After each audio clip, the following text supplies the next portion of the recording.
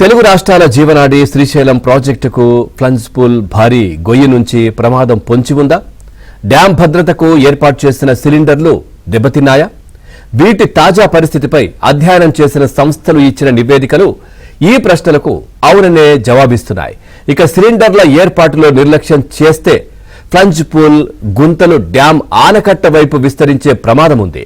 శ్రీశైలం జలాశయం ప్రమాదపు టంచుల్లో ఉందని, ఫ్లన్స్ పూల్ వద్ద ఏర్పడిన భారీ గొయ్యి విస్తరించడం, ఆనకట్ట రక్షణకు అమర్చిన 62 సిలిండర్లు దెబ్బతినడం ప్రమాద సంకేతాలని అధ్యయన సంస్థలు తమ నివేదికలో స్పష్టం చేశాయి.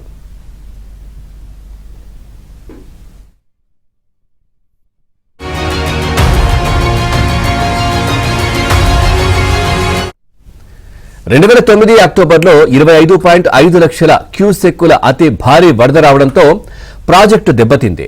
2014 సెప్టెంబర్ 23న ఢిల్లీలో కేంద్ర జలవనరుల శాఖ శ్రీశైలం డ్యాం సహా వివిధ ప్రధాన ప్రాజెక్టుల భద్రత, నిర్వహణ లోపాలపై సమీక్షించింది.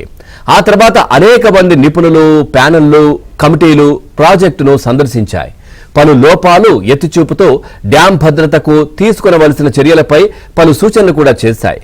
డ్యాం దిగువన ఏర్పడిన ఫ్లన్స్ పూల్ భారీ గొయ్యి సహా నదీ గర్భం రాతికట్ట కోతకు గురవుతున్నాయని, డ్యాం భద్రతా దృష్ట్యా నిరంతర పర్యవేక్షణ అవసరమని సూచించాయి.